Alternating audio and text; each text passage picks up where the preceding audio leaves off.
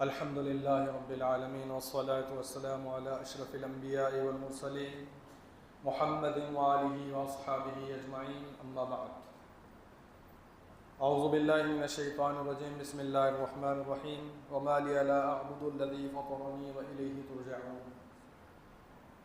محترم بزرگوں، نوجوان بھائیوں، الحمدللہ آج ہمارے 23 پارے مکمل ہوئے جس میں ہم نے سورہ یاسین، سورہ صافات، سورہ صاد اور سورہ زمر کی تلاوت سنی۔ سورہ یاسین کل ہی شروع ہو گئی تھی، ہم سب جانتے ہیں الحمدللہ بہت ساروں کو زبانی یاد بھی ہے اور ہونا بھی چاہیے۔ سورہ یاسین، سورہ رحمان، سورہ ملک وغیرہ، ان صورتوں کا ہر مسلمان نے زبانی یاد کر لینا چاہیے۔ سورہ یاسین کی بڑی فضیلتیں آئی ہیں، چنانچہ حضرت معقل بن یسار رضی اللہ تعالیٰ عنہ روایت کرتے ہیں کہ رسول اللہ صلی اللہ علیہ وسلم نے ارشاد فرمایا، یاسین قلب القرآن، یعنی یاسین قرآن کا دل ہے۔ جس طرح ہمارے جسم میں دل کی، ہارٹ کی بڑی اہمیت ہے اور اس کو ہم بہت اہتمام کرتے ہیں اور بڑی اہمیت دیتے ہیں۔ دل صحیح رہا تو سب صحیح رہتا ہے، دل بگڑ گیا تو سب بگڑ جاتا ہے۔ تو دل کہا اللہ کے رسول صلی اللہ علیہ وسلم نے سورہ یاسین کو قرآن کریم کہا، اس لیے کہ اس کے اندر توحید، رسالت، آخرت، دوزخ کی باتیں، جنت کی باتیں، قیامت کی باتیں آ گیا، جیسے کہ ہمارے جسم کا نچوڑ دل، ایسے ہی پورے قرآن کا نچوڑ قرآن یاسین شریف ہے۔ ایک روایت یہ بھی ہے کہ جو شخص خالص اللہ کے لیے آخرت کی خاطر سورہ یاسین پڑھتا ہے تو اس کی اللہ تعالیٰ مغفرت کر دیتے ہیں۔ اسی لیے حضور نے فرمایا کہ اس کو اپنے مردوں کے لیے پڑھو، یعنی ہم یاسین شریف پڑھ کر اس کا ثواب اپنے مرحومین کو پہنچانے کی نیت کریں، اس سے مرحومین کی اللہ مغفرت کرتے ہیں۔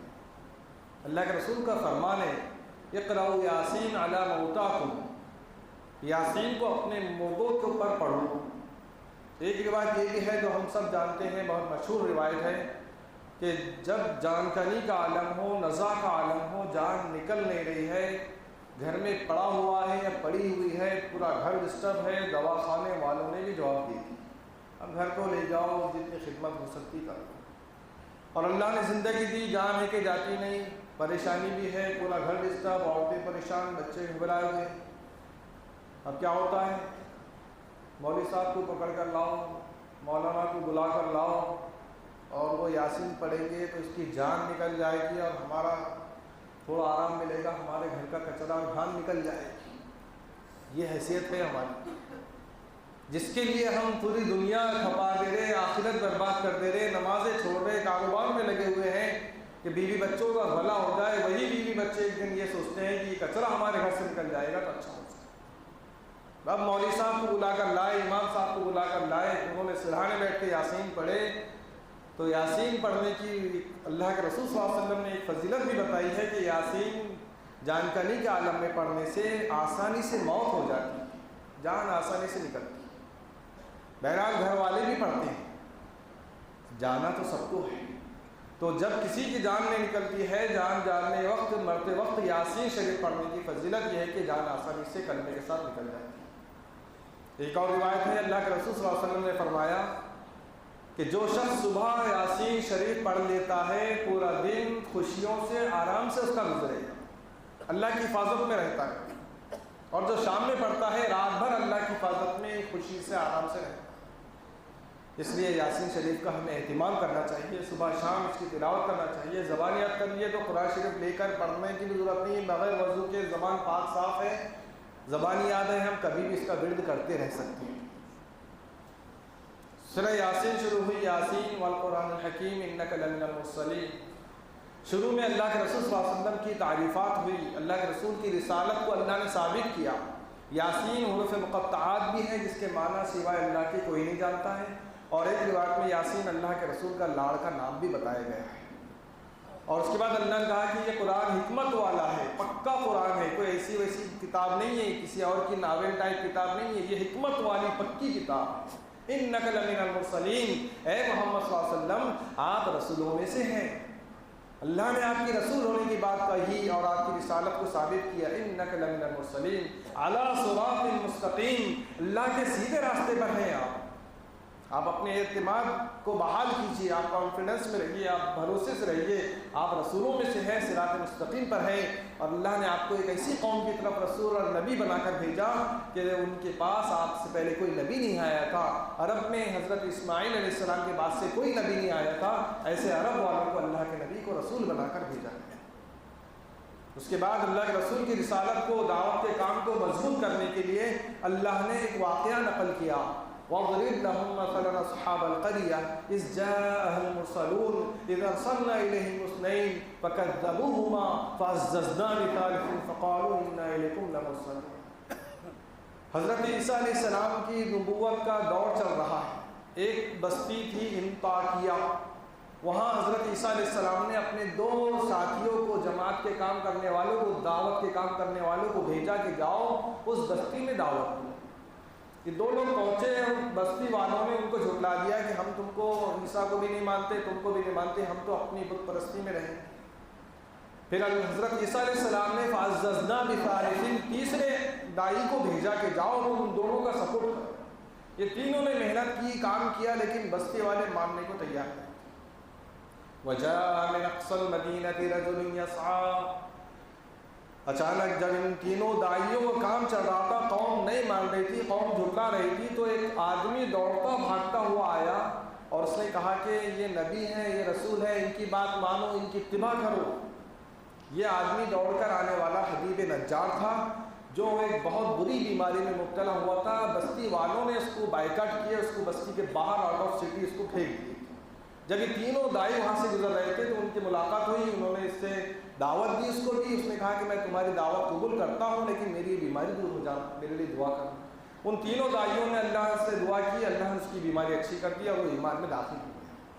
پھر جب اس کو معلوم پڑا کہ یہ تینوں دائیوں کی تکذیب ہو رہی ہے، جھٹلایا جا رہا ہے، تو ان کو مدد کرنے کے لیے وہ دوڑتا ہوا آیا اور سب کے سامنے اپنے بھی ایمان والا ہونے کا اور ان کے حق پرست ہونے کا اعلان کیا اور خود دعوت میں شامل ہو گیا۔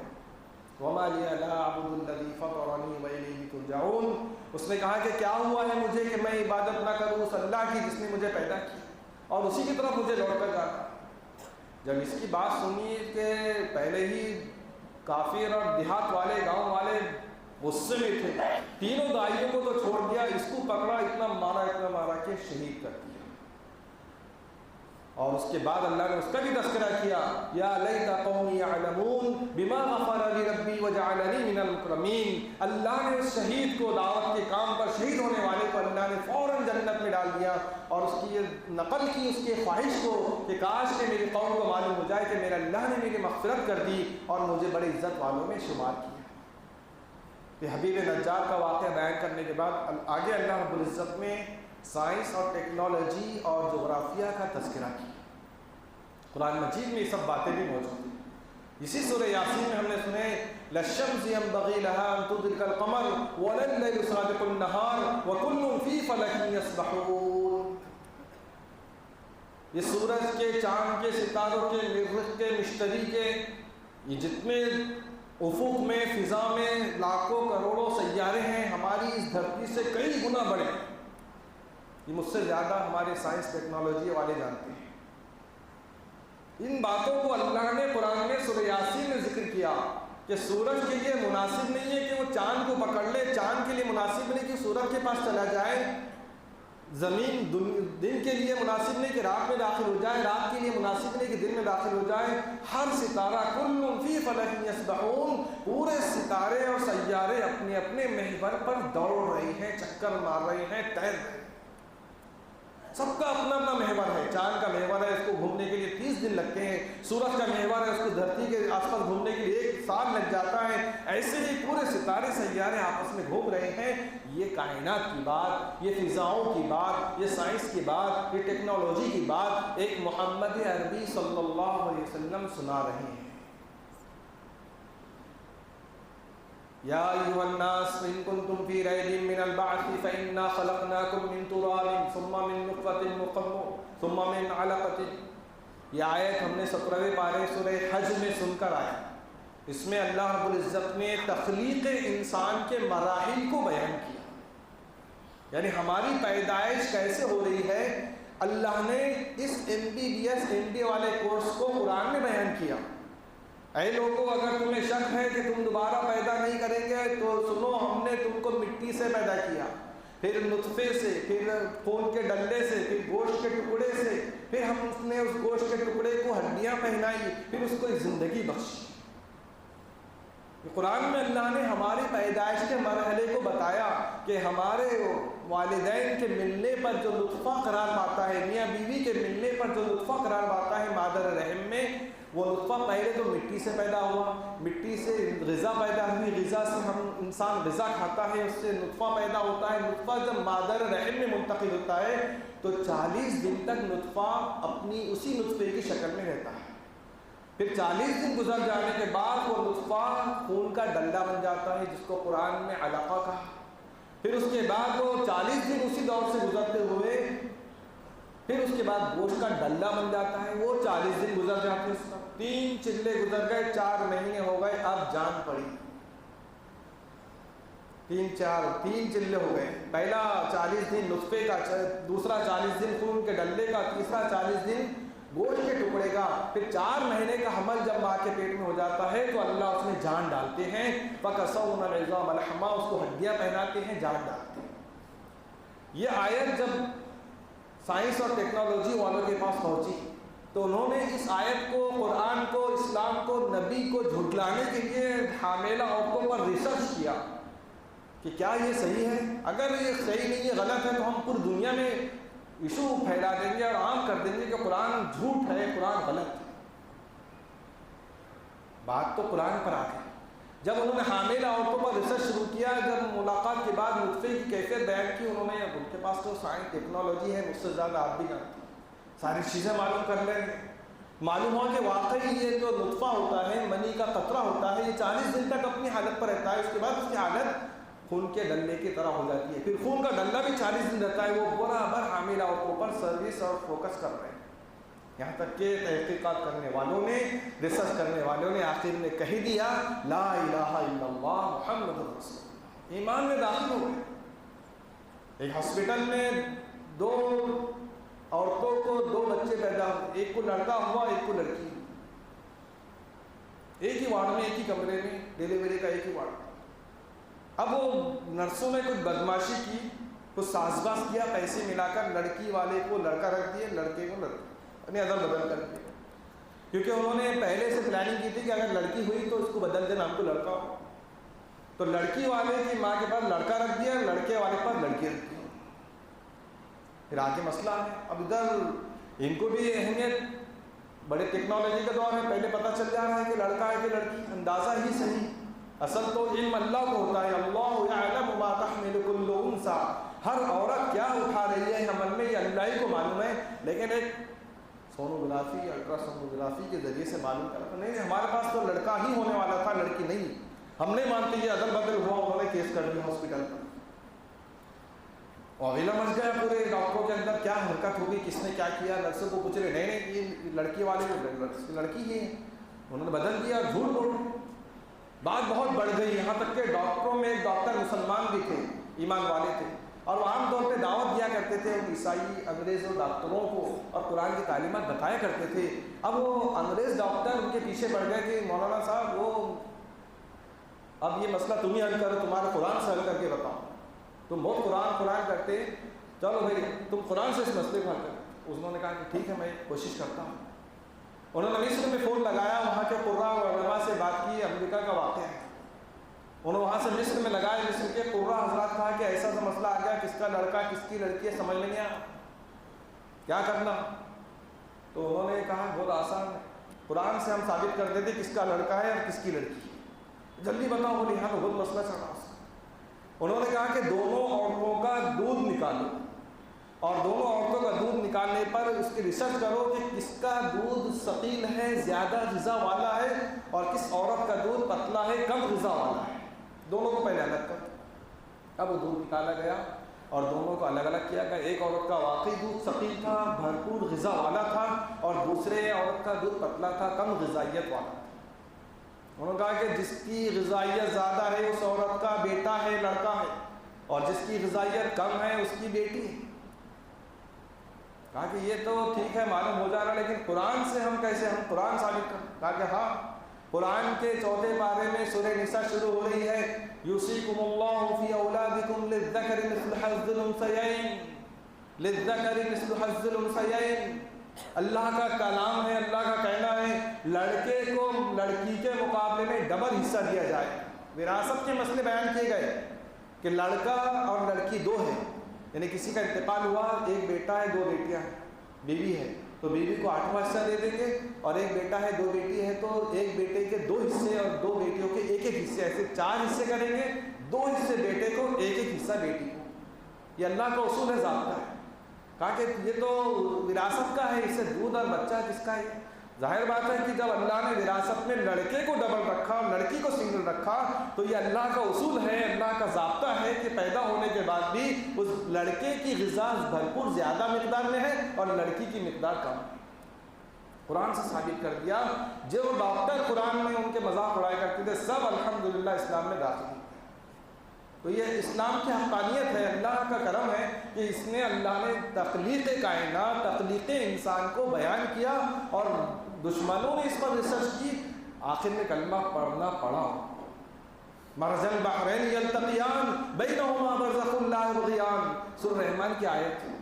اللہ رب العزت 2 سمندروں کو دوڑاتے ہیں اور دونوں کا پانی ایک دوسرے میں نہیں ملتا ہے۔ یہ حصے سمندر کے دنیا والوں نے دیکھا ہے کہ حقیقت ہے۔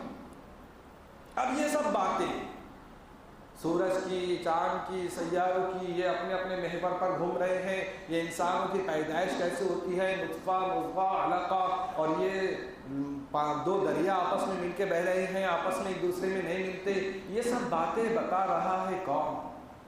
ایک نبی امی، جو نبی نے مکے سے باہر نہیں گئے، کوئی اسکول اور کالج میں ایڈمیشن نہیں لیا، جس کو پڑھنا لکھنا نہیں آتا تھا، جس نے کوئی ریسرچ نہیں کی، کوئی تحقیق نہیں کی، ایسا نبی یہ کلام سنا رہا ہے۔ اس میں اللہ کی طرف سے دلیل ہے کہ آپ صلی اللہ علیہ وسلم اللہ کے نبی ہیں۔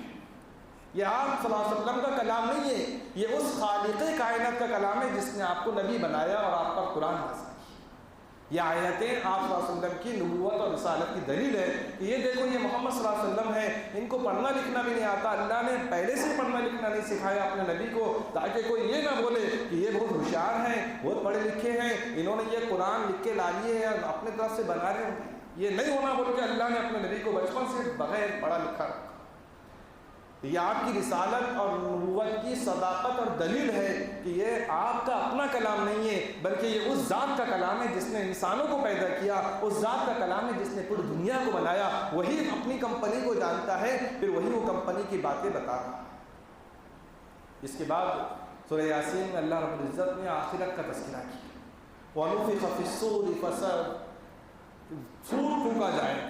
جب سور پھونکا جائے گا تو تمام کے تمام مردے اپنی قبروں سے نکل کے آئیں گے۔ یا ویلنا من بعثنا من مرقدنا ھذا ما وعد الرحمن وصدق المرسلون۔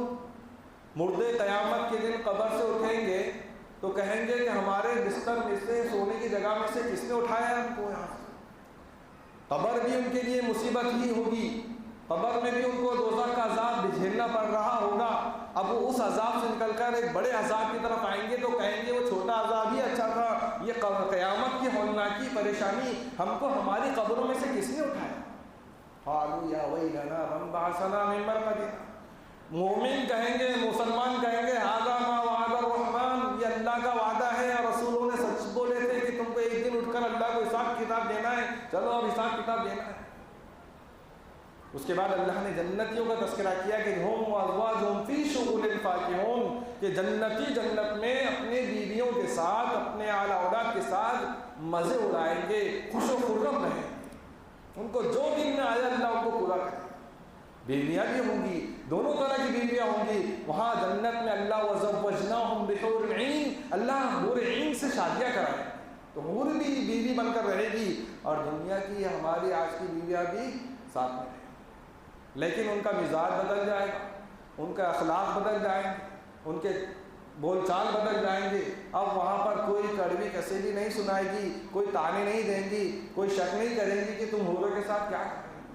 اللہ تھوڑی تبدیلی کریں گے۔ جیسے یہاں کسی عورت سے ہم بات کریں تو اس سے بات کر رہے ہیں، کیا کر رہے ہیں، فون چیکنگ ہو رہی، وہ ہو رہی، یقیناً جو محبت کرتا ہے تو وہ شک بھی کرتا ہے. تو سیدھے رہنے کے لیے اللہ نے ٹائٹ فیلڈنگ رکھی کہ کہیں ہم کوئی حرکت ایسی ویسی نہ کریں. لیکن یہ رقابت کی باتیں، حسد کی باتیں وہاں اللہ نکال دیں گے. وہ بیوی حوروں کی سردار بن کر، مانیٹر بن کر رہی. اس کے بعد اللہ نے کہا کہ ہم الیوم نختم علی افواہہم، تمام جہنمیوں کے، تمام انسانوں کے منہ بند ہو جائیں گے. ان کے ہاتھ بولیں گے، پیر بولیں گے، ران بولیں گے، بات کریں گے کہ اللہ ہمارے ذریعے سے اس نے یہ گناہ کیا. ان سے انسان کہیں گا ارے میں تمہارے کو بچانے کے واسطے جھوٹ بول رہا، تم کیوں صحیح بول رہے، تم کو کون بولا؟ قالوا انطقنا اللہ الذی انطق کل شیء، ہم کو اس اللہ نے زبان دی جس نے سب کو زبان دی. ہمارے اعضاء اللہ کے سامنے بولیں گے ہم نے جو گناہ کی. یہ قیامت کی ہولناکی ہے، اور وہاں کوئی جھوٹ نہیں چلے گا. وہاں پر ہمارے اپنے اعضاء ہمارے خلاف گواہی دیں گے کیونکہ اللہ کا حکم ہوگا. اس کے بعد اللہ رب العزت نے ایک آیت فرمائی اولم یر الانسان انا خلقناه من نطفة فاذا هو خصيم مبين وضرب لنا مثلا ونسي خلقه قال من يحيي العظام وهي رميم قل يحييها الذي انشأها اول مرة. یہ آیتیں ہم نے سورہ یاسین کے آخر میں سنی. اس میں ایک واقعہ ہے کہ عاص ابن وائل ایک کافر تھا. وہ مکہ کے ریگستان میں گھوم رہا تھا. تو ریگستان میں سے کہیں سے اس کو ایک ہڈی مل گئی پرانی. جیسے کہ ہم قبر کھودتے تو ہڈیاں نکل آتی، ہمارا بھی وہی ہونے والا. ہڈی نکل کے آ گئی اس کے ہاتھ میں. اس نے ہڈی لیا اور اس کو چورا چورا کر کے پورا پاؤڈر بنا دیا اور پھیلا دیا. اور حضور سے بولا کہ کون اس کو زندہ کرے گا؟ یہ ہڈی ہے، یہ تم بول رہے کہ مرنے کے بعد اٹھائی لیں گے، مرنے کے بعد دوبارہ زندہ ہوں گے. من یحیی العظام وہی رمیم، ارے یہ بوسیدہ پرانی چورا چورا ہڈی کو کون زندہ کرے گا؟ قل یحییھا الذی انشأھا اول مرہ. اللہ نے کہا کہ اے میرے پیغمبر آپ اس کافر سے کہہ دو کہ تم کو وہ زندہ کرے گا جس نے پہلے پیدا کیا. کس نے ماں کے پیٹ میں ہڈیاں پیدا کی؟ کس نے ماں کے پیٹ میں گوشت پیدا کیا؟ کس نے ماں کے پیٹ میں جسم عطا کیا؟ کس نے ماں کے پیٹ میں ناک اور کان اور منہ اور زبان بنایا؟ جس اللہ نے ماں کے پیٹ میں بنایا وہی اللہ قبر کے پیٹ میں دوبارہ بنائے گا اور پھر حساب کتاب کے لیے کھڑا. اللہ کے رسول نے فرمایا کہ ہاں اللہ تجھے مارے گا، پھر تیری ہڈیاں بوسیدہ ہو جائیں گی، پھر اللہ تجھے دوبارہ زندہ کرے گا اور دوزخ میں ڈالے گا. اس عاص بن وائل کو حضور نے یہ دھمکی کیا ہے؟ انما امرہ اذا اراد شیئا ان یقول له کن فیکون. یہ آخری آیت ہم نے یاسین کی سنے. اللہ کا معاملہ تو ایسا ہے کہ ان کو کوئی وسائل کی ضرورت نہیں، مزدوروں کی ضرورت نہیں، کام کرنے والوں کی ضرورت نہیں. وہ کن فیکون والے ہیں، کن فیکون والے ہیں. وہ کسی چیز کے بارے میں ارادہ کرتے ہیں کہ ہو جا، آپ کہہ دیتے ہیں کہ ہو جا تو ہو جاتی ہے. تو ساری باتیں اللہ کے حوالے کرنا چاہیے. اللہ کن کا مالک ہے، اللہ کن کہہ دے کسی نام کو ہو جا تو وہ چیز ہو جاتی ہے. یہ سورج، چاند، ستارے یہ کوئی دیوی دیوتا نہیں ہے. اللہ نے کہا یہ ہماری مخلوق ہے، ہمارے حکم سے چل پھر رہے ہیں، تم اس کی پوجا پاٹ مت کرو. تو کوئی سورج دیوتا نہیں ہے، کوئی چاند دیوتا نہیں ہے، بلکہ یہ اللہ کی مخلوق ہے. اللہ کے حکم اور اللہ کے اشارے پر کام کر رہے ہیں، اور یہ انسانوں کی خدمت کے لیے اللہ نے پوری کائنات کو بنایا. یہ سب کن فیکن میں ہوا. اس اللہ کو کوئی مٹیریل جمع کرنے کی، مستری کو بلانے کی، مزدوروں کو بلانے کی، بلڈروں کو بلانے کی ضرورت نہیں. نہ اس کو جبرائیل کی ضرورت ہے، نہ میکائیل کی ضرورت ہے، نہ اسرافیل کی ضرورت ہے، نہ اسرائیل کی ضرورت ہے. اگر یہ سب فرشتے اس ٹائپ پر چلے جائیں، میرا مالک ایسا ہے کہ اکیلے تنے کرنا تمام کام کرنے والا ہے، اس کو کسی کی کوئی ضرورت نہیں. قل هو اللہ احد، کہہ دیجئے کہ ایک اللہ ایک ہے، اللہ الصمد، اللہ بے نیاز ہے، کسی کو اس کو ضرورت نہیں. سورہ یاسین کے بعد سورہ صافات شروع ہوئی.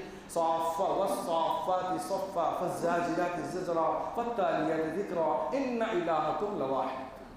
اللہ اپنی الہیت کو ایک ہونے کو ثابت کر رہے ہیں کہ وہ اللہ فرشتوں کی قسمیں کھا رہے ہیں کہ صف میں سب بن کر کھڑے رہنے والے فرشتوں کی قسم، ڈانٹ ڈپٹ کرنے والوں فرشتوں کی قسم، اور اللہ کے ذکر کو تلاوت کرنے والوں فرشتوں کی قسم. ان الہکم لواحد، تمہارا معبود صرف ایک ہے، وہ اللہ ہے. ایک اللہ سے ہونے کا یقین اللہ نے بار بار دلایا. ایک اللہ، وحدانیت اللہ کو بہت پسند ہے. اسی لیے ایک مسئلہ ہے، سب جانتے ہیں کہ ہم اور آپ بات کریں گے تو اجی تجی سے بات کریں گے، آپ سے بات کریں گے. آپ ایسے کرتے ہیں، آپ ایسا کرتے ہیں، آپ ایسا کر دیجیے، آپ ہمیں یہ دے دیجیے. ہم اللہ سے بات کرتے ہیں، اے اللہ آپ دینے والے ہیں، اللہ آپ ہماری مدد فرمائے، اللہ آپ رحم فرمائے، اے اللہ تو رحم کر، اے اللہ تو مدد کر. دونوں باتیں ہیں. اللہ کو آپ سے اجی تجی سے جمع کے صیغے سے بھی بات ہم کر سکتے ہیں، اللہ کو ارے تورے بھی تو دے دے واحد کا صیغہ بھی استعمال کر سکتے ہیں، کیونکہ واحد کے صیغے میں سنگولر میں اللہ کی وحدانیت ٹپکتی ہے۔ ہم کسی بڑے کو نہیں بول سکتے کہ تو بہت اچھی تقریر کرتا ہے، لیکن اللہ سے ہم اس طرح بات کر سکتے ہیں۔ تو بہرحال سورہ صافات میں اللہ نے زقوم کا، جہنمیوں کا تذکرہ کیا، انشاءاللہ کسی اور وقت پر جہنمیوں کی جو انتظامات اللہ نے کر کے رکھے اس پر بات ہوگی۔ اس کے بعد سورہ صاد شروع ہوا، صاد والقرآن ذی الذکر بل عجبوا ان جاءهم منذر منهم فقال الكافرون هذا شیء عجیب۔ یہ آیتیں ابو جہل کے بارے میں نازل ہوئیں کہ ابو جہل ابو طالب کے پاس پہنچا اور کہا کہ تمہارے بھتیجے کو روکو، کنٹرول کرو، ورنہ ہم جو کرنے کا کریں۔ ابو طالب نے حضور کو بلا کر کہا کہ آپ یہ کام چھوڑ دیجئے یا کم کرو۔ حضور نے فرمایا کہ اگر یہ میرے ایک ہاتھ میں سورج اور دوسرے ہاتھ میں چاند گرا کے رکھ دیں گے تو میں اپنی دعوت کے کام سے رکنے والا نہیں، میں تو اپنا کام کرتا رہوں گا، اور میں ایک کلمہ جانتا ہوں اگر یہ مشرکین سب پڑھ لیں گے تو عرب و عجم کے پوری دنیا کے بادشاہ بن جائیں گے۔ ابو جہل نے یہ سنا تو اس کے دل میں لالچ آیا، ارے کون سا منتر ہے، کون سا کلمہ ہے، بولو، ہم پڑھنے کو تیار ہیں، ایک کیا 10 کلمے پڑھ لیں گے۔ حضور نے فرمایا کہ قولوا لا الہ الا اللہ، لا الہ الا اللہ، تم دنیا کے مالک بن جاؤ گے۔ وانطلق الملأ منهم ان امشوا واصبروا على آلهتكم، یہ سنتے ہی ابو جہل کھڑا ہوا اور کہا کہ چلو رے چلو نکلو یہاں سے، یہ کیا ہے، یہ عجیب بات ہے، 360 بتوں کو چھوڑ کر ایک خدا کی عبادت کرو، یہ نہیں ہو سکتا ہے، ہم نہیں کریں۔ اس پر یہ سورہ صاد کی ابتدائی آیتیں نازل ہوئیں۔ پھر اس کے بعد حضرت سلیمان علیہ السلام کا تفصیلی واقعہ اللہ نے بیان کیا کہ وَلَقَدْ فَتَنَّا سُلَيْمَانَ وَأَلْقَيْنَا عَلَىٰ كُرْسِيِّهِ جَسَدًا ثُمَّ أَنَابَ۔ حضرت سلیمان علیہ السلام نے قسم کھائی کہ آج رات میں اپنی 99 بیویوں سے ملاقات کروں گا، سب کو حمل ٹھہرے گا اور سب لڑکے پیدا ہوں گے، اور سب بچوں کو میں مجاہد فی سبیل اللہ، اللہ کے راستے میں لڑنے والا مجاہد بناؤں گا۔ اور اس کے بعد انہوں نے ملاقاتیں بھی کی، لیکن کسی کو حمل نہیں ٹھہرا سوائے ایک عورت کی۔ وَأَلْقَيْنَا عَلَىٰ كُرْسِيِّهِ جَسَدًا ثُمَّ أَنَابَ، اور ایک حمل ٹھہرا، اس سے ایک بیٹا پیدا ہوا، وہ بھی ادھورا، ناقص، آدھا بچہ پیدا، اور دائیوں نے لا کر حضرت سلیمان کے حوالے۔ بہت ساری باتیں حضور صلی اللہ علیہ وسلم فرماتے ہیں کہ اگر سلیمان علیہ السلام اس بڑے کام، عظیم کام کے لیے انشاءاللہ کہہ دیتے تو یقیناً اللہ 100 بچے کو دیتے۔ انہوں نے اپنے طور پہ کہا کہ میں ایسا کروں گا، اللہ کو یہ پسند نہیں، اللہ کو میں پسند نہیں۔ اللہ نے ان کو تنبیہ فرمائی، وہ چوکن نہ ہوئے، اپنی غلطی مانی، اور اس کے بعد انہوں نے دعا کی رب هب لي ملكا لا ينبغي لأحد من بعدي، اے اللہ مجھے ایسی حکومت عطا فرما دے کہ جو میرے بعد کسی کو نہ ملے۔ حکومت مانگ رہے ایک نبی ہونے کے باوجود۔ یوسف علیہ السلام نے وزیر خزانہ اپنے آپ کو زبردستی بول کر بنوایا تھا، اجعلنی علی خزائن الارض، سنے آپ مجھے زمین کا وزیر خزانہ بنا دو۔ اور اللہ کے رسول صلی اللہ علیہ وسلم نے ارشاد فرمایا کہ لا تسأل الامارہ، کہ عبد الرحمن تم ذمہ داری، عہدہ مانگ کر مت لو، مانگ کر لیں گے تو تمہارے حوالے کر دیں گے اللہ، اور اگر بغیر مانگے ذمہ داری ملی تو اللہ کی مدد شامل حال ہوتی ہے۔ تو یوسف علیہ السلام نے، سلیمان علیہ السلام نے کیوں اس طرح مانگے؟ تو اس کا جواب یہ ہے کہ جب آپ یہ سمجھیں کہ یہ کام میرے سے اچھا کوئی نہیں کر سکتا ہے، اور دوسرا کرے گا کام خراب ہو جائے گا، امت کا نقصان ہوگا، گھر والوں کا نقصان ہوگا، پبلک کا نقصان ہوگا، اور یہ کام مجھے ہی کرنا چاہیے، اب آپ کی ذمہ داری بنتی ہے کہ اپنے آپ کو پیش کر کے وہ کام اچھے سے انجام دے، جیسا حضرت یوسف علیہ السلام نے انجام دیا۔ دوسری بات یہ ہے کہ اس عہدے کو حاصل کر کے، ذمہ داری کو حاصل کر کے آپ قوم کے لیڈر اور بڑے بن کر اللہ کے دین کو عام کرنا چاہتے ہیں، لوگوں کو دوزخ سے بچانا چاہتے ہیں، تو بھی ذمہ داری مانگ کر لینے میں کوئی حرج نہیں۔ تو حضرت سلیمان نے دعا کی رب هب لي ملكا لا ينبغي لأحد من بعدي، اے اللہ مجھے ایسی حکومت عطا فرما دے جو میرے بعد کسی کو نہ ملے۔ اور ہم سب جانتے ہیں کہ سلیمان علیہ السلام کو اللہ نے ایسی حکومت دی جو ان کے بعد کسی کو نہیں ملی۔ نبوت بھی اللہ نے دیا، دنیا کی حکومت بھی دی، انسانوں پر حکومت، چرند پرند پر حکومت، جناتوں پر حکومت۔ ان کے بعد یہ جناتوں کی حکومت کسی کو نہیں ملی، میرا اشارہ سمجھ جائے۔ اللہ کے رسول صلی اللہ علیہ وسلم ایک مرتبہ نماز پڑھ رہے تھے، رات کا وقت ہے، آپ نماز پڑھتے پڑھتے آپ نے ایسا ایسا کیا، اور پھر نماز پڑھتے ہیں، پھر تھوڑی دیر کے بعد ایسا ایسا کیا، پھر آپ نماز پڑھتے ہیں۔ لوگوں نے پوچھا، صحابہ نے پوچھا حضور آپ نے ایسا آپ نے کیا، کیا بات؟